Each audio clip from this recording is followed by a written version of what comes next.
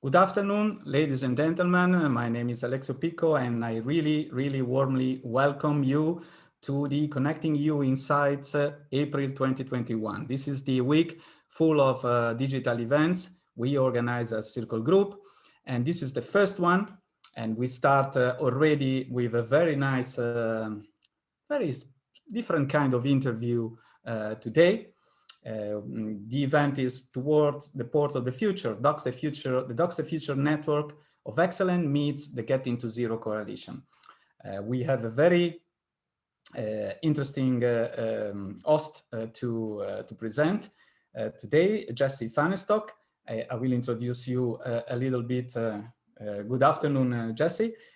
And the idea today is to have a sort of a dialogue between Jesse, that is representing the Getting to Zero coalition, that is working on a commercially viable deep sea zero emission vessel by 2030, together with the DocksTheFuture network of excellence, meaning a network of ports, 18 ports already joining the network, working towards their own future. And of course, I mean, as you know quite well, in this dynamic in between new innovation, ports and shipping, it is always, to discuss who is the first to move and who is the second to run after the first.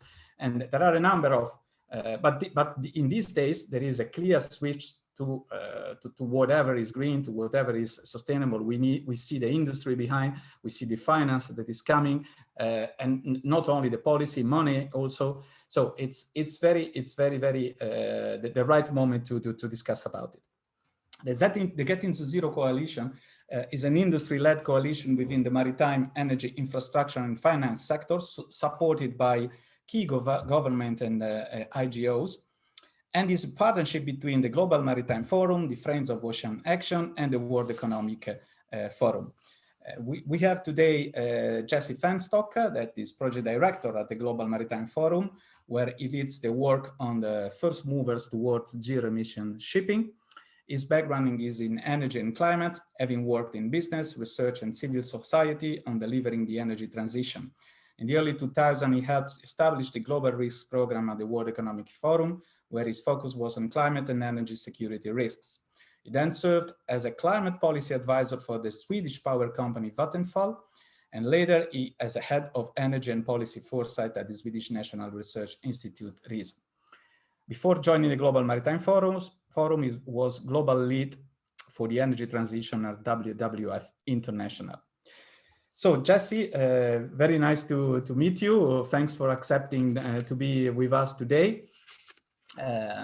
As already introduced, the idea today is that it's a sort of a double interview. So I'm going to ask you a number of questions, and you can do the same with me. Again, the idea is to have the two sides of the game, the shipping and maritime getting to zero emission in 2030, and the ports on the other side that should or lead this dynamic or follow this dynamic, depending, or mainly even better working together to go for this. So the first question for you, Jesse, is the Getting to Zero coalition is an alliance or more than 140 companies within the maritime, energy, infrastructure, and finance sector, supported by key governments and IGOs. The coalition is committing to getting a commercially viable deep sea zero emission vessel powered by zero emission fuels into operation by 2030. Which are the main members of the coalition and why they decided to join? Yeah, well, first of all, let me say thank you for inviting me to be here, Alexia. I think it's an excellent idea, and as you say, getting to know each other better is something that has to happen between not just ourselves, but between the shipping industry and the port sector. So I think this is an excellent idea, and I hope we'll be able to learn from each other a little bit today. Your question about who the main members are, well, it's a little bit tough to answer because, as you said in the question, we are quite a broad coalition. We have over 140 members, and it really covers the entire value chain for maritime decarbonization. So we have members from the power sector, we have members from all the different segments of shipping. We have a number of ports. Maybe some of the attendees of this call are already members of the Getting to Zero Coalition.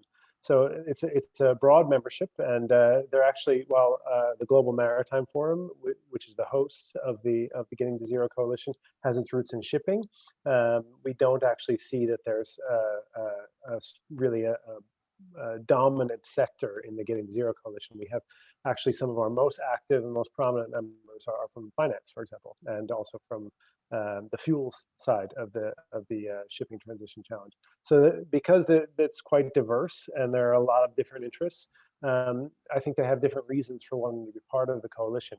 But the one thing that I would say they all have in common is that they all wanted to be part of sending a signal about what's happening in shipping, that the transition related to climate change and the energy transition has reached the maritime value chain, and it's time for action.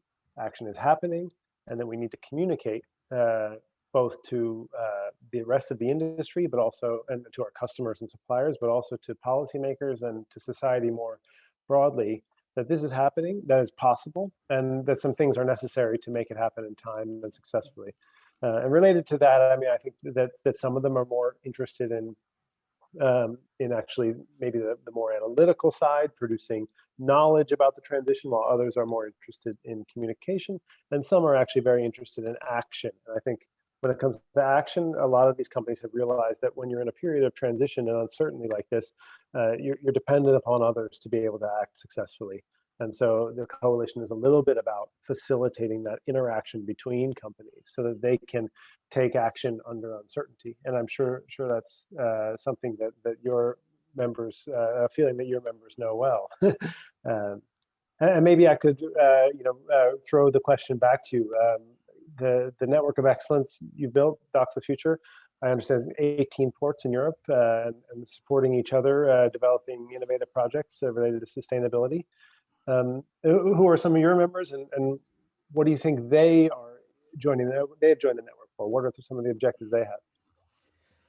I think the ports that joined already, 18 ports in Europe, they got the main essence of this network. That is really a voluntary network willing to develop innovation together and to cross-share experiences, projects, and possibly to set up EU-funded projects. In a way, this network is, of course, different from others. And it won't, it shouldn't be seen as a network in competition with others. Quite on the contrary, is exactly a network that should cooperate with all the others, okay, including European technological platforms, including let's say, the representative association of ports and terminals in Europe. And in terms of the type of ports, we have really different ports. We have big ports. Really big, we have Valencia, Barcelona, so big ports in the Med. We are covering mainly all the different regional sea basins. We have ports in the Baltic, in the Atlantic, in the Med, in the two sides of the Med, let's say, and in the Black Sea. So we have also medium ports and small ports. More than that, we are starting also to gather non-EU ports, because it's important also to have the representation on who is outside the European Union, because at the end of the game, in a specific regional sea basin, you are dealing with the same stuff, even if you are not in Europe. For instance, one of the first port they joined is the port of Bar in Montenegro. So it's very diverse. And I think they got the main point. I mean, sharing experience and trying to set up projects that maybe I can talk about that later on. Before changing the subject and I'm coming back to you to the second question, I forgot to. It's the first one of the week, so I beg your pardon. I forgot to say that if you have questions, please use the chat, the Q&A chat, and we will try to answer during the session. Thanks for that. So coming back to our discussion, it's very clear, I mean, that what Getting to Zero Coalition intends to do as a main objectives. But concretely speaking, in 2021, which are the main initiatives are you planning for this year to reach the goals? Yeah, so for a relatively small organization, the coalition is managed by actually a quite small number of people. we have pretty big ambitions and a lot of activities planned, and actually not sure we have time to go into everything that we have planned. In general, it's important to say that everything we do is about enabling the industry's ambition to achieve this goal of viable zero-emission vessels by 2030. So we'll do a lot of things in parallel tracks. We'll be working with the industry around ambition itself and the coalition's existing ambition statement, but also around building knowledge. That's one of the big pillars that we work on, and also in terms of enabling concrete actions, we do a fair amount of that too. The area of work that is in focus for me is what we call first movers, and first movers is about the innovators, the companies who want to go first and blaze the trail towards zero emission shipping. And in that portfolio of work, we have a couple of priorities this year. One is building our network and really connecting to more and more players. So that means both within Europe, outside Europe. We're a global network. We obviously are quite strong in Europe, but we want to be stronger in other areas. We've undertaken an effort to map demonstration and pilot projects around the world in order to increase our own coalition's knowledge of what's happening and draw connections between companies, but also spread that knowledge elsewhere. We're also taking part in the development of a zero-emission shipping mission within the International Mission Innovation platform, which is the spin-off of the Clean Energy Ministerial, which you may be familiar with. And so that will be expanding our reach, especially in terms of our relationships with governments. And we'll also be working on building knowledge. So we released a very influential report last year called The First Wave, a blueprint for first movers in zero emission shipping. It was authored by the Getting Zero Coalition and the Energy Transitions Commission. We're going to be developing a follow-up report to that. So we're continuing to build knowledge, build our network. The one thing that's a bit new this year is we're moving a little bit closer to action, and we're going to really focus on convening some demonstration and pilot projects with our members. So really playing the role of building project consortia. So the kind of thing that you all are very familiar with, it's really the core of what you do, is a little bit new to us. We've always been more of a networking and convening organization, but we have a lot of demand from our members to help them get involved as first movers and really build some activity on the ground. They know that they need other companies and partners to do that, and our network is a good way to make that happen. So we'll be doing a lot more action-oriented, consortium building, project development type activities over this year and next year, I'd expect. Would like to throw that back to you in terms of the network of excellence. What are your plans for 2021? What are your priorities in terms of reaching your goals?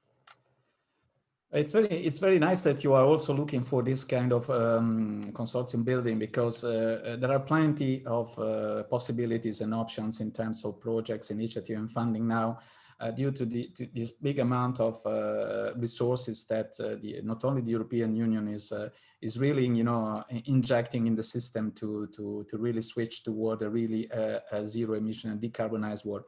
Specifically, I mean, what we are doing with our network of ports, we have regular meetings once a month. It's a one hour meeting, very focused, with 3 or 4 objectives, in which the first thing that we do is we would like to set up projects. Okay, we are already running within the network, with some parts of the network, a flagship initiative on OPS called ironing in Europe that is called Leading, and we are setting a second round of this project with ports really that wants to develop more cold ironing and OPS systems, and for the next call to come, specifically connecting Euro Facility 2. And then we organize specific, let's say, info days, in which we exchange with our members a little bit more of the insights, let's say, or insights of what is running in terms of new calls for proposals. We are constantly also inviting people from the Commission to discuss with them and stuff like that. But it's a traditional scheme of info day, but dedicated to the network, with as much as possible, advanced information in order to be prepared and stuff like that. And then another one is that we want to do exactly what we are doing today, also put this network in relation with others, to work with others, to create synergy with other networks that are doing their own job. And there are for sure a number of synergies between them. We are doing this with many of them. Specifically, we are also thinking to set up specific events and activities with the two main European technological platforms, Waterborne for the maritime sector and Alice for the ports and logistics, and other activities. Of course, we wanted, in reality, when we were born last year, the intention was to have physical meetings to gather all together. And the first one was planned during the 20 days in Croatia 1 year ago. Now we are, I mean, not so far from this. I think in September, end of September, we are organizing within the event called Sea Future in La Spezia. We are organizing an event where probably the first physical gathering of the network could be managed. And these are the main things we want to do, with, in a way, a bit of matchmaking between offer and demand of innovation, and the possibility to develop this innovation with projects. So this is the main logic of the network. But in this respect, how do you see the role of the ports supporting really zero emission solution, mainly for the deep sea? Because, of course, I mean, the target is different between short sea and deep sea, and you are a little bit more focused on deep sea. Yeah, we are. And actually, I think that the fact that ports have to handle both those issues and many more issues related to sustainability all at once, I mean, it gives them a uniquely important role. And as much as the capital intensity for the shipbuilders makes their transition to zero emission vessels a big challenge, the complexity for the ports is just as big a challenge. And we work with a number of ports, and both within the network and through other fora, and we see their involvement in, for example, large-scale demonstration projects is crucial. There's a lot of knowledge that they bring to the table that is absolutely necessary for the success of these projects. I just like to say, sort of more on an overall level, the role of the ports in the transition, in my opinion, is really going to be to handle a lot of uncertainty, and that's not an easy thing to ask. So I think the big challenge for the ports is being able to handle the uncertainty of the transition. What fuels is it going to be? How are the routes going to be reshaped? And these are big questions that are going to affect their operations, and being able to be a little bit flexible, fast on their feet, but also willing to take some risks and take part in some early action is going to be essential for the success of the transition and for the success of the eventually most successful ports. So, we're rooting for you, and we understand how complicated your task is. But even going beyond that, one of the things we hear very often in our more sort of political conversations is how important the ports are for building social and political acceptance for the transition. The ports have a much deeper connection to their communities and the local political environments than the shipping industry does. And that acceptance and buy-in is going to be crucial for the transition. So just playing that role as being the voice of zero emission future in forums where shipping doesn't generally have the reach is also very important. So that's not a technical innovation thing, but it is a very important role that ports can play, in my opinion. I throw the question back to you, because I know that maybe deep sea isn't the #1 activity that your network has been focused on, but do you see a role for the ports? And if so, how do you see it? No, there is a role, and the main role for the network is a little bit also repeating myself, in the sense that it's crucial to have a cooperation between one side and the other. I give you one example. This is that I'm really working on it. That's OPS. Okay, when I started to work on OPS, I immediately recognized that the situation is quite fragmented all over the world, but also namely in Europe, in terms of technical standard, in terms of energy framework, in energy tariffs. And I mean, we noticed since the beginning, and it is the intention of our Healing project to overcome this, is that if you talk about the ports, of course, they see their own, issues in terms of, okay, I have to set up an investment for that, who is paying, who is, and on the other side, the shipping say, okay, I have to retrofit my vessels, or I have to build new ones. So it's really a chicken and egg problem, and the only way, and we are really exactly doing that, is try, okay, let's sit together and let's see how we can really do things in a way that could be a win-win situation for both, and then for Europe and so. And I see that for OPS this is running slowly because they are processes that are not very, really fast.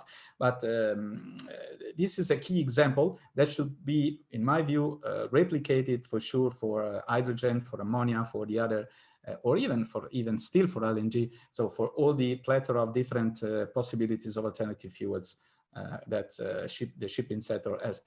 And this is true also for deep sea, because some of the ports we are dealing with of OPS, they are preparing OPS for big container ships, vessels, and so this is not only a matter of ro-ro packs on short sea, but also a matter of deep sea, or even very even bigger vessels in terms of energy demand, such as cruise vessels.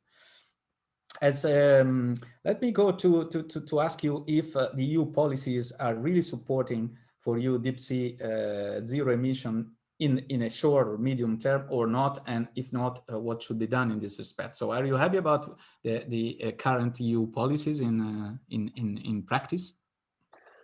Well, I should say first that we're not an advocacy organization. I have to be a little bit careful. We're a member organization, and our members don't use the Getting to Zero Coalition to lobby. That's not what we do. That said, obviously, policy is going to be extremely important. The single most important factor for decarbonizing deep sea shipping. Deep sea shipping is unique because it's global, it's international, it's multilateral in every aspect. That said, the EU is probably the single most important actor at the moment. Now, there's been actually a tremendous burst of activity in other places too, Japan in particular, where some public policy is likely to have a very big effect. But the EU is going to have a very important effect in the short, medium, and long term. Obviously, the big political issue for the shipping sector is in terms of regulatory policy and pricing of emissions, and how that plays out will have a huge effect.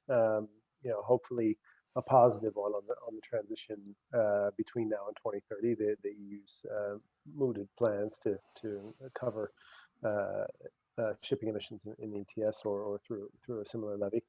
But there's also, of course, a lot of other ways the EU has an impact. One way might be, what happens with those revenues. Obviously, recycling revenues back into the first movers, to me, makes a lot of sense. There's a long history of valleys of death in capital-intensive innovation, and this sector is not atypical in that sense. So finding ways to recycle whatever revenue exists into promoting the first movers and making risk more feasible, I think is going to be very smart. But there's also a lot of other policy dimensions, and some of it comes down to the funding of innovation. Now that's an area where I'm not an expert. We're a global organization and a global industry, and one of the nice things about knowing people like yourselves is that you can help us navigate that landscape.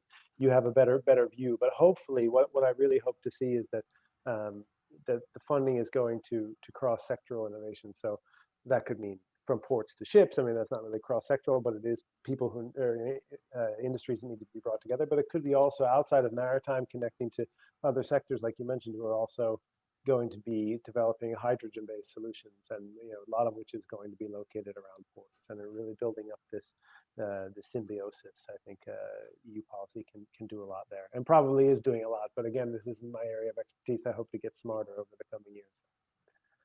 How about yourself in terms of EU policies supporting the port side? Do you think the potential to go green is being maximized by current policies? Is something else needed?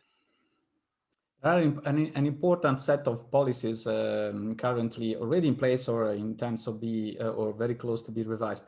The EU fuel maritime policy is one of them, that is including ports and shipping at the same time.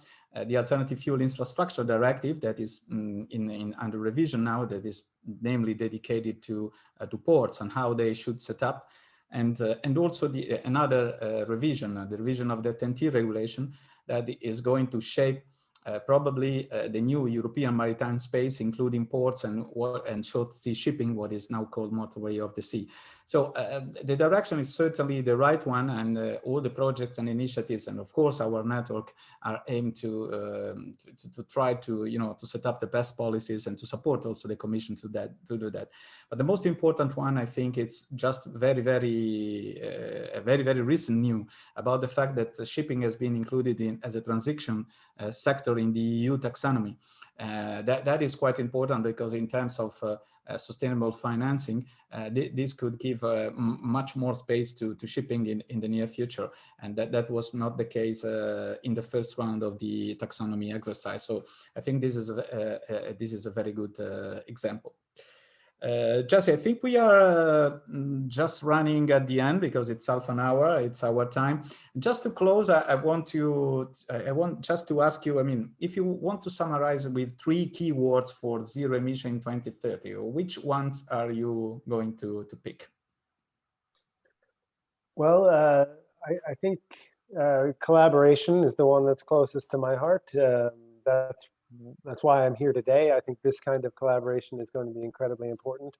I do also think that, you know, just in light of this being a little bit about ports, vision is very important. Understanding your role in a post-transition maritime value chain, having a vision for where your port is, having a vision for the future of energy supplies and logistics and mobility. That vision can be really important to getting the ball rolling. And then, of course, I'd be wrong to omit speed. We have to move fast. This is an urgent challenge, and the more action we can catalyze, the sooner, the better. So that's what I'd say: collaboration, vision, and speed. That's very clear, and I think I can agree with all of them. And sometimes it's difficult to do all the 3 together, but that's the challenge we have. So thank you very much. It was really interesting. Certainly, in our, let's say, stakeholders, they know much more about that, and we could think about something more together, about the network of excellence, and also get into Zero Coalition to set up some common initiative. We will for sure discuss together and how we can do. And thanks for that. Thanks for to all the participants and to the audience. And don't miss the next event, because this is the first. Then the second one, it will be very strongly related to this one, because we are talking about hydrogen opportunities and options in port and shipping in 45 minutes. It's 3:15.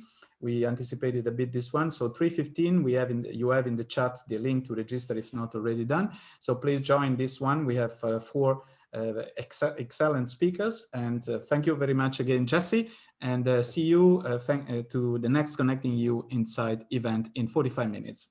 See you, and good afternoon to everybody. Bye.